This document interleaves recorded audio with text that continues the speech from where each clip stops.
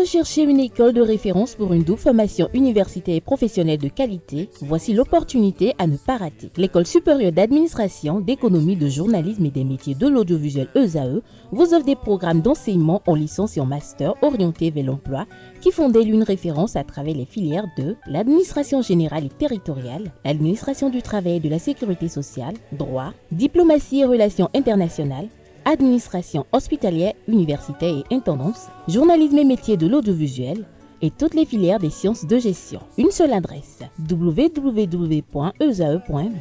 Rendez-vous dès maintenant sur nos campus ESAE Bedjromende au numéro 90 93 65 21 ou au numéro 98 98 14 00. Paracourt sur le numéro 52 46 12 12. Aboumé-Calavi au numéro 52 88 44 44. Akpaka au numéro 52 88 33 33. ESAE, l'excellence a un nom. Le panel de discussion, c'est avec vous, pas Carles Kitone, Abdelkader Achero, bonjour à Bonjour nouveau. à vous, Atifa, à nouveau. Bonjour à nouveau, Nansrine Fatoumbi. Bonjour Atifa. Bonjour à nouveau, Quentin Moussou. Bonjour Atifa. Alors, on parle ce matin du classement de Cotonou par le magazine panafricain Jeune Afrique comme la ville la plus propre de l'Afrique de l'Ouest. Alors, Abdelkader, d'entrée, qu'est-ce que ça fait de faire partie de ces habitants qui résident dans cette ville? Je crois que c'était quand même prévisible, ce classement-là, lorsque l'on voit un peu comment depuis avril 2016, le régime actuellement en place a décidé de révolutionner les choses. Et nous avons constaté que le président de la République, Patrice Talon, a décidé de gérer le pays comme il s'habille. Vous voyez, Patrice Talon est un homme très soigné, qui fait attention véritablement aux détails et quand même à la véritable propreté. Déjà, vous allez voir déjà que le palais de la Marina a été totalement réfectionné. Lorsque vous avez la chance, vous faites partie des citoyens qui ont la chance de fouler le sol de la présidence de la République, vous voyez que tout a été refait avec tact et précaution. Et lorsque vous voyez ce qui a été fait au niveau de la présidence de la République et que vous sillonnez un peu la ville de Cotonou, notamment la Haie-Vive, notamment Agla et autres, vous avez comme l'impression que le président de la République, Patrice Talon, qui lui ne se déplace pas en hélicoptère, a voulu que lors des déplacements dans la ville de Cotonou, les citoyens soient aisés. Vous savez, ce que beaucoup de gens ne comprennent pas, c'est que lorsqu'on met du bitume quelque part, ça permet à ce que vos engins soient davantage plus résistants et ça vous permet quand même d'avoir une mobilité assez aisée. Et donc, lorsqu'on a vu que tout cela a été mis en place et que des chantiers étaient lancés à travers la ville de Cotonou, mais n'oubliez pas que ces chantiers ont été lancés de façon concertée avec dans d'autres grandes villes du pays. Il y a eu une société qui a été créée qui s'appelle la SGDS, qui s'occupait quand même du nettoyage des grandes villes, des villes du Grand Nokoué. Et donc, parmi ces villes-là, Cotonou était la ville vitrine. Et donc, parmi ces villes-là, vous avez tout de suite Cotonou qui a connu quand même ces travaux-là. Et on a constaté que de façon historique, que chaque soir, et depuis que Patrice Talon est là, jusqu'à l'instant où je vous parle, chaque soir, à partir de 22 h, vous voyez les équipes de la SGDS être en place pour se mettre à balayer les artères de la ville de Cotonou. Et nous avons constaté que de façon historique dans la ville de Cotonou, depuis un certain temps, les caniveaux sont curés à temps, à bonne date, ceci pour prévenir des inondations et dans le même temps pour permettre à ce que les canalisations soient saines, pour qu'il n'y ait pas trop d'ordures qui soient englouties et que après cela à dégager des odeurs. Donc c'était prévisible selon moi que Cotonou puisse avoir cela, parce que n'oubliez pas que nous avons vu des compatriotes qui ont la facilité de voyager à travers la sous-région dire que tiens, je ne vais pas nommer un pays pour ne pas peut-être stigmatiser les habitants de là-bas, tiens, je suis sur la plage de tel, mais attendez, ici on ne peut pas respirer, ici on ne peut pas manger, alors que vous voyez un peu la plage de Cotonou de Fibrocel, lorsque vous regardez un peu, vous voyez que la plage elle a été totalement assainie, totalement elle est propre, et lorsque vous longez Cotonou désormais, vous êtes totalement à l'aise. Et donc je peux vous dire que des quartiers avant, et je vais conclure là, comme Akpakpa, qui était totalement dans très sale, des quartiers comme Agla où l'inondation avait fait à ce que les gens n'avaient pas véritablement un mieux-être là-bas parce qu'il restait là lait frais. Vous avez vu que ces quartiers-là ont connu du bitume. Et en dehors du bitume qui a été fait, il faut préciser que les travaux qui ont été effectués par Patrice Talon ont connu des finitions. C'est-à-dire que non seulement il y a eu l'éclairage public, mais on a fait ce que j'appelle les desserts de part et d'autre. Et donc tout cela a été fait et est entretenu chaque soir. Et donc dès que cela est fait, il n'y a pas de péril dans la demeure pour qu'il n'y ait pas ce classement qui rend honneur au Bénin, le pays entier, et qui fait du Cotonois et des citoyens béninois une fierté. Merci Abdelkader pour ces exemples à l'appui qui vantent quand même l'effort qui a été fourni par le gouvernement en place. Alors, Kanté Amonso, est-ce que vous partagez l'avis d'Abdelkader? Est-ce que vous êtes fier de savoir que la ville de Cotonou est classée comme l'une des villes les plus propres? Je suis fier. Je suis vraiment fier parce que on sait dans quel état Cotonou était avant que nous n'ayons ces routes bitumées. Oui. Et on comprend bien que à travers la vision du président Patrice Talon, d'ici quelques années, Cotonou sera encore plus propre. Et exemple simple, lorsque vous allez à Idjedo, un peu partout, c'est pas seulement à Idjedo, mais dans la ville de Cotonou, vous allez constater que les couvertures des caniveaux qui étaient déjà arrachées, il y a même des habitants fondus, des habitants qui ont eu à essayer à faire des planches pour boucher ces trous-là, ont été remplacés. On commence par les remplacer petit à petit. Et là où avant il y avait des pavés dégradés, personne ne s'en inquiétait, ça ne disait rien à personne. Aujourd'hui, maintenant, on commence par changer, par remplacer ces pavés-là. Je pense que ces choses-là participent effectivement au rayonnement de la ville de Cotonou. Et de l'autre côté, on voit également qu'il n'y a pas que les routes qui sont bitumées, il y a aussi les places publiques. Et même si on rénove, on apporte également une touche pour qu'à chaque fois, ça soit encore plus joli que ça. Je n'ai pas été à Accra, mais j'ai réalisé l'élément là qui est passé sur Zaï TV. Et je suis allé au contact des populations qui ont eu à commenter ce classement-là. Et j'ai lu, je ne vais pas parler d'inquiétude, mais pour la plupart d'entre eux se sont posé de véritables questions sur quel indice ce classement a été basé, parce qu'ils trouvaient que la ville d'Accra est propre également. Et parce qu'à Accra, on ne jette pas un truc par terre et puis on s'en va. C'est le commissariat qui règle le reste. Pendant que vous en parlez, ma prochaine question allait être cela. Pour vous, peut-être, avant même qu'on en arrive à Nansérine, quelles sont pour vous les raisons qui ont valu cette reconnaissance à la ville de Cotonou? Je crois que Jeune Afrique s'est basé sur 26 indicateurs. On ne peut pas tous les citer, j'en ai gardé que 2, mode de vie et infrastructure et tout ce qui va avec. Lorsque vous avez des marchés comme les marchés modernes que nous avons maintenant, il est très clair que le Bénin avance dans le classement des villes les plus propres parce que ça participe également à l'infrastructure, l'architecture de la ville, vous comprenez. Et donc, il y a plusieurs facteurs qui entrent en ligne et puis tout de suite, c'est remarquable. En tout cas, personne ne peut dire aujourd'hui qu'il est revenu au Bénin, à Cotonou précisément, après 10 ans et qu'il ne s'est pas perdu d'une seule voie. C'est pas possible. Cotonou est en transformation. Cotonou en transformation. Alors, Nansérine Fatoumbi, vous partagez l'avis de Kanté Amonso, d'Abdelkader. Est-ce que pour vous, le constat est effectif? Lorsque vous quittez, par exemple, votre lieu de travail ou votre maison pour un tel point ou un tel lieu, est-ce que le constat est effectif? Bon, moi, je ne sais pas sur quel l'indice principal sur lequel Jeune Afrique se base. Pour dire Cotonou. Mais je crois que quand elle a dit tout à l'heure, on a à part les infrastructures, le mode de vie, moi je ne vois pas en quoi Cotonou est la ville la plus propre de l'Afrique de l'Ouest. Est-ce que pour vous, on ne mérite pas ce classement? On mérite ce classement, mais pas autant de faire Cotonou la première ville la plus propre de l'Afrique de l'Ouest. Vous n'êtes pas fier de ce classement? C'est très exagéré. Hormis les infrastructures, oui, les infrastructures, d'accord, mais le mode de vie, je crois que Jeune Afrique n'a pas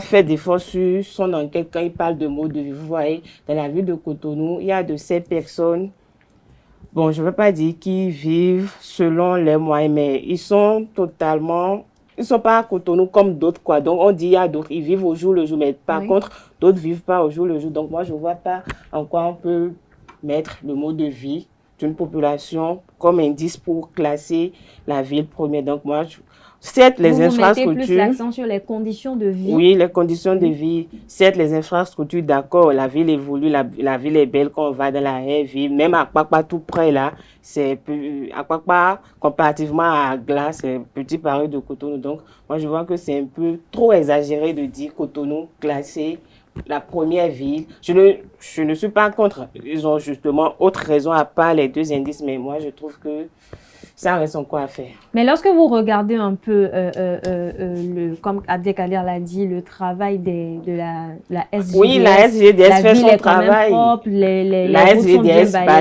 balaye, que ce soit à 6h, 16h, 22h, jusqu'à minuit, jusqu'au petit matin. C'est leur boulot, ils sont là pour ça. Désormais, à partir du 1er janvier, les ordures qui sont censés ramasser, dont le gouvernement les a embauchés pour ça, vous voyez, on dit qu'ils vont commencer par, et les ménages vont commencer par payer pour ça. Donc tout ça là, même on va mettre ça dans indice pour classer le Bénin et la ville de Cotonou. Mais est-ce que tout cela ne participe pas au développement quand on sait que chaque citoyen doit aussi payer les impôts? Ça ne fait pas partie des impôts. Il y a une structure qui vous engage, qui vous embauche. Donc moi, je ne vois pas en quoi vous allez vous lever dire, c'est les ordures que vous ramassez pour des gens. Donc, si c'est ça, ils peuvent commencer par jeter les ordures dans la route. Mais vous êtes d'accord avec moi, Nansouil Fatumbi, que le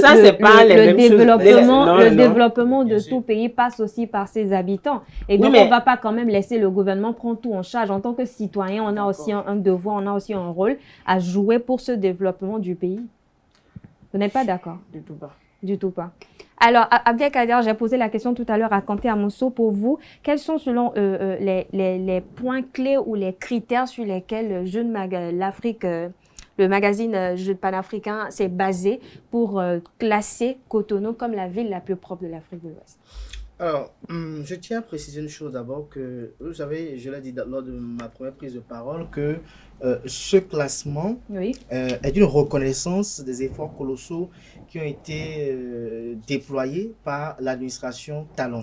C'est-à-dire que le gouvernement Talon, depuis 2016, a décidé de révolutionner les choses. Et Patrice Talon, comme je l'ai dit si bien, qui est quelqu'un qui a du goût, et lorsque vous voyez un peu tel qu'il s'habille, vous voyez que c'est un homme très soigné, très méticuleux, très fin, qui fait attention aux détails, parce qu'on n'allait pas le voir aujourd'hui avec un costume 3 incel, demain avec un costume 2 incel, après demain avec un costume XL.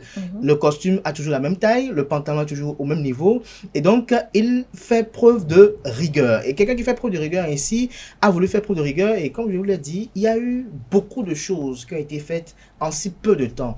Vous avez vu, beaucoup de travaux ont été lancés. Actuellement, par exemple, lorsqu'on a décidé de faire l'échange de verre de corps, vous avez vu encore tous les travaux connexes qu'ils ont fait. Ici, il s'agit d'un gouvernement qui est venu et qui fait les travaux de façon responsable. Il ne s'agit pas que nous devons faire ci, donc on fait juste ceci parce qu'on veut faire ceci, non. Ils le font bien et très bien. C'est-à-dire quoi? Vous allez voir, autrefois, quand on prend les sous pour faire les routes, on ne fait les routes que là, on doit faire la route et juste après les trottoirs, les servitudes là, qui longent les clôtures des maisons et autres, on laisse ça tomber parce que c'est sous là, on les bouffe. Vous savez pas, c'est beaucoup de milliards. C'est pourquoi vous parliez tout à l'heure de finition. Et je viens. Et donc, à ce niveau-là, ici, tout est fini. C'est bien et c'est propre. En dehors de ça, c'est aussi la reconnaissance et le mérite du travail de la SGDS qui, de jour comme de nuit, balaie les artères de la ville. Vous avez des gens qui ont été recrutés et qui travaillent. D'abord, c'est aussi une belle initiative qui permet quand même à certaines personnes de joindre les deux bouts, qui travaillent déjà à partir de 22h. Moi, déjà, les soirs, à partir de 22h ou 21h, vous les voyez en train de balayer ceci jusqu'à 5h, 6h du matin. Ils balaient, et quand je dis balayer, c'est pas qu'ils sont là juste pour s'amuser ou ils le font comme cela se faisait de façon sporadique. Ils balaient proprement. Et ils ont des superviseurs, merci de le préciser, ils ont des contrôleurs qui repassent pour le faire à tel enseigne qu'on balaye correctement. Et quand il dit balayer, il ne s'agit pas de balayer juste les grandes artères, non. Ils balaient même les petites ruelles pavées.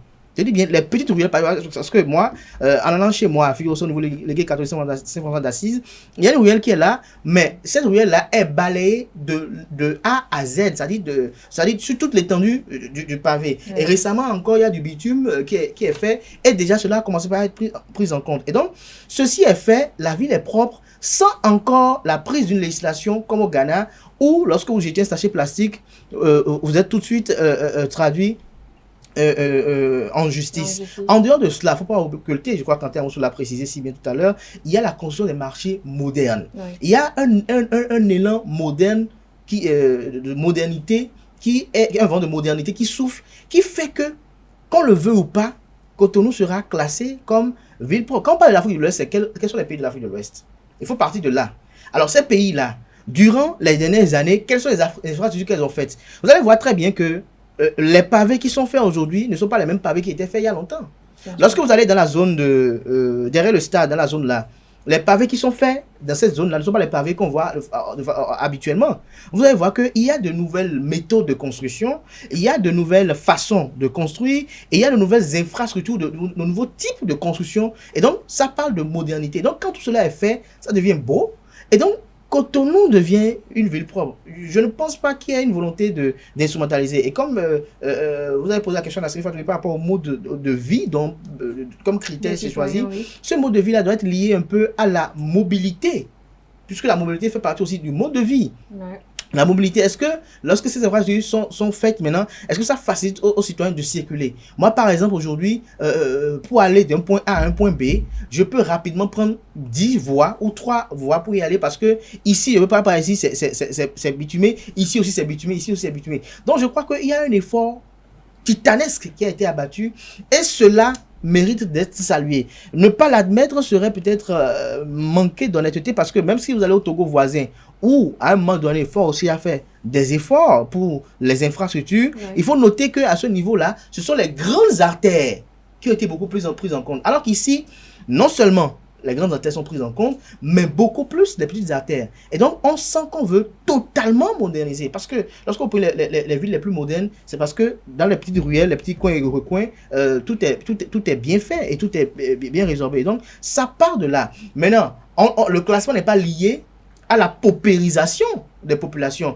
Le classement n'est pas lié aux conditions de vie des Béninois, mais par rapport à la ville. Est-ce que quelqu'un qui a quitté Cotonou, ne serait-ce que je dis, ne serait-ce qu'il y a 2 ans ou 3 ans, est-ce que quand il revient à Cotonou, je ne veux pas que Cotonou a véritablement changé? Lorsque vous prenez par exemple cette route-là qui quitte l'aéroport de Cotonou, oui. Pour vous rendre à la direction générale du port, même jusqu'à aller à l'église de Gary, vous voyez que lorsque vous êtes sur cette avenue, c'est véritablement moderne. Devant l'aéroport, il y a des travaux qui sont effectués là. L'aéroport a été revu. Donc, ne pas l'admettre, pour moi, serait peut-être pas être honnête. Parce que très peu de pays de la sous-région ont engagé de si gros travaux de modernité. Alors, Quentin, vous partagez l'avis de Abdelkader. Est-ce que pour vous, cette reconnaissance est seulement propre à Cotonou parce qu'on ne voit plus des déchets un peu partout sur les rues ou parce qu'il y a une société derrière qui s'occupe quand même de maintenir l'hygiène?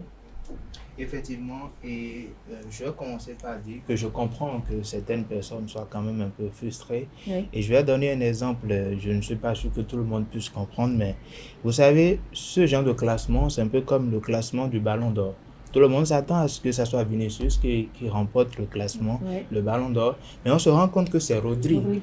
Parce qu'à un moment donné, il y a un critère clé qui a tout changé, qui a tout bouleversé. Vous êtes d'accord avec moi? Avant, ce sont, comme Kader l'a dit, ce sont les grandes routes qui sont réfectionnées, bitumées, qui se font construire. Mais aujourd'hui, on a initié cette réforme-là qui fait que ce n'est plus les mairies qui gèrent la construction des... Voilà, effectivement, ça illustre correctement. Autrefois, ça aurait déjà fallu. Sur l'entretien des fleurs, c'est quand même périlleux. Justement. Et avant, c'était les mairies qui se chargeaient de la construction des routes au niveau des communes. Aujourd'hui, ce n'est plus le cas. Et en ce temps, il y a des mairies qui reçoivent l'argent qu'il faut, qui arrivent à avoir le budget, mais qui ne font pas le travail. Et donc, du coup, ces travaux-là sont là. Ce que Talon fait aujourd'hui, ce n'est pas quelque chose qu'il a eu à inventer. C'est des choses qui sont prévues normalement, qui doivent être faites. Donc aujourd'hui, par exemple, ce n'est plus seulement les grandes routes qui se font construire. On a aussi des routes d'arrondissement à arrondissement. Et puis on commence par rentrer dans les ruelles, petit à petit, quartier de ville à quartier de ville. Vous êtes d'accord qu'avec ces critères-là, on se rend compte clairement que Cotonou est en train de changer. Et puis quand moi, je me projette un peu, que je regarde un peu la corniche est de Cotonou à Papa Dodomé. C'est ce qu'on Voilà, voit ailleurs. c'est un Eldorado. Voilà, c'est ce qu'on voit ailleurs, mais aujourd'hui on voit ce genre de choses au Bénin, on ne peut que applaudir. Et il y a de vrais efforts qui se font, et je pense que d'ici là, le Bénin, sinon, parce que je dis le Bénin parce que l'asphaltage n'est pas seulement qu'à Cotonou, oui. Et je pense que d'ici là, mais les autres villes aussi. Et je crois qu'il faut le notifier, hein, on remarque quand même de plus en plus d'étrangers, de touristes qui viennent à Cotonou visiter, ne serait-ce même que pour voir l'Amazon, la place de l'Amazon, et admirer la vue. Oui, et ça, cela rentre en ligne de compte de la vision du président, parce qu'il a décidé de faire du Bénin une destination en matière de tourisme. Et quand vous n'avez pas de richesses dans votre sous-sol, il faut miser sur ce que vous avez. Tout à fait. Alors, Nancine Fatouvi, on va terminer par vous. Hein. Pour vous, qu'est-ce qu'il y a lieu de faire pour que Cotonou ne soit pas seulement une ville à qui on a donné cette reconnaissance juste parce qu'on veut peut-être faire plaisir à quelqu'un? Pour vous, qu'est-ce qu'il y a lieu de faire pour maintenir ce classement? Moi, je ne sais pas ce qu'il y a vraiment lieu de faire. Je vais quand même m'appesantir sur ce qu'Abdelkader a dit. Oui. Quand il parlait tout à l'heure des marchés modernes, des trucs ici. Est-ce que vous avez pris la peine de visiter ces marchés modernes? Donc, comme je parlais tout à l'heure de mode de vie, de conditions de vie des Béninois, je ne sais pas trop quand... Je n'étais pas encore né en 92, quand les Béninois se plaignaient, ils disaient au président et Soglo, est-ce que c'est pavillon, on va manger? Je crois que la réalité revient. Est-ce que c'est les infrastructures, on va manger? Prenez la peine d'aller visiter les marchés modernes. Les dames ne vendent pas, les dames se plaignent. Vous savez à combien on fait sortir un conteneur actuellement au port? Les dames se plaignent. Donc, moi, je ne vois pas si c'est à cause des infrastructures. Ils ont bitumé, ils ont rénové le palais de la Marina et à la place de l'Amazon, on va classer. Mais non, soyez un peu réaliste. Soyez un peu réaliste. Pour régler ce genre de problème. Moi, je crois qu'ils ont fait ce classement sur la base de ces routes. Moi, je ne dis pas que ce n'est pas une nouvelle chose de faire les infrastructures. C'est un classement sur la ville. L'état de la ville. Oui, c'est pas un classement basé sur les infrastructures actuellement. Moi, je crois que c'est la seule raison valable. Les Béninois à l'interne. Moi, je crois que c'est la seule raison valable que Jeune Afrique a trouvé pour classer la ville de Cotonou. Depuis que je suis né, le piment a toujours été cher, par exemple. Hein. Je ne sais pas si... Le piment a été toujours cher, mais pas comme actuellement. On ne le refuse pas, mais à un moment donné... Est-ce qu'en France même, le prix auquel on vendait la margarine il y a 10 ans, est le même prix auquel on achète encore la margarine aujourd'hui? Lorsque je laisse la France, je vais aux États-Unis. Est-ce que le prix auquel on achetait peut-être, je dis une bêtise, hein, les pâtes alimentaires, est-ce que c'est au même prix on les achète aujourd'hui? Le monde évolue progressivement et à tout moment, depuis que moi je suis né, j'ai connu le monde, tout le monde trouve que tout est cher. Ah, les véhicules sont chers, si c'est cher. Mais avec le temps, malgré qu'on dit que c'est cher, des gens vivent dans Cotonou, puisqu'on est dans Cotonou. Et on voit, les restaurants continuent de pousser comme des champignons. Si les restaurants, les attitudes ne marchent pas, les gens parlent ouvrir les restaurants, les gens continuent d'acheter des voitures. Et aujourd'hui, vous allez voir, beaucoup achètent des véhicules neufs dans la ville de Cotonou. Alors, si j'achète des véhicules neufs, on me dira que c'est sous un prêt. Vous savez, on ne prête qu'aux personnes crédibles. Si je vais voir Nasrine Fatoumi, par exemple, je vais voir sa tante qui vend des bijoux. Et je dis, vendez-moi un lingot d'or. Est-ce qu'elle va accepter de me vendre? Parce que je ne suis pas crédible, je ne suis pas l'acheter. Et donc, je pense qu'il y a aussi cette béninoiserie-là, parce que je crois qu'il y a une étude aussi qui a dit ça, que le béninois est toujours méfiant de son prochain. Il y a cette béninoiserie-là qui fait qu'on n'est pas sincère parfois envers nous. Il a peut-être 100 000 en poche, mais il vous dit qu'il n'a pas un franc. Merci Abdelkader. Quentin Amosso, très rapidement pour finir. Oui, très rapidement pour finir. Je pense que les marchés, d'abord je me demande, on aurait préféré que les dames là se retrouvent parfois sous la pluie quand elles vendent au marché. Et les marchés modernes qui se font construire aujourd'hui dans la plupart des villes du Bénin, ce n'est pas un truc que Patrice Talon a inventé. Vous allez à Bamako, vous allez au Niger également, vous allez voir que ce sont ces genres d'architecture. Même au Togo, à Lomé, ça existe dans certains pays. Alors si les dames ne vendent pas, elles vont s'adapter. Parce que elles vont s'adapter. Elles vont s'adapter. Attendez-vous. Elles vont s'adapter. Vous voulez qu'on laisse les marchés à ciel ouvert. Mais lorsqu'ils ont dégagé la démarche actuelle, je ne sais pas ce qu'ils ont pris en compte les conditions spirituelles que nos grands-parents mettaient en place avant d'ériger un marché. En dehors de ça, je pense que il faut y aller parce que est-ce que nous sommes fiers de Dantokba tel que nous allons et nous sommes obligés de marcher comme ci, comme cela? Est-ce que nous sommes fiers du marché de Bégamé dans son état ancien? Est-ce que nous sommes fiers de toujours vivre dans des infrastructures coloniales? Et il n'y a pas que ça. Vous allez là où ils avaient déplacé le marché de Bégamé avant la nouvelle construction. Allez voir là-bas quand on a dégagé les dames. C'est que il n'y a rien que de saleté. Tout est sale. C'est correctement sale, si je peux le dire. C'est tellement sale que vous-même, quand vous voyez, vous vous dites, ah, mais c'est comme ça que c'était, on venait acheter dedans. Non, on va s'adapter parce que c'est la meilleure des choses à faire. Oui, et pour justement. pouvoir Il faut juste régler implorer tous le ces gouvernement problèmes, de voir les prix de location des pour boutiques. Voilà. Je crois que ces c'est problèmes, évidemment ça le commencera problème. forcément par quelque chose. Pas C'est l'infrastructure, vrai. le prix de Non, location. Fatoumi, ce n'est pas les routes que nous allons manger, mais il faut forcément commencer quelque part pour pouvoir régler tous les problèmes. Et je crois que cette reconnaissance n'est pas le fruit du hasard, mais plutôt le fruit d'un travail acharné et surtout collectif. Voilà, chers internautes, c'est le panel de discussion. C'était le panel de discussion de ce vendredi matin et c'est également la fin de Free Matin de ce matin. Merci pour votre attention, merci pour la fidélité accordée à ce programme. Amis internautes, je vous donne rendez-vous à 19h pour la grande édition du journal télévisé. D'ici là, portez-vous bien et belle suite de programmes en compagnie de EZAE TV.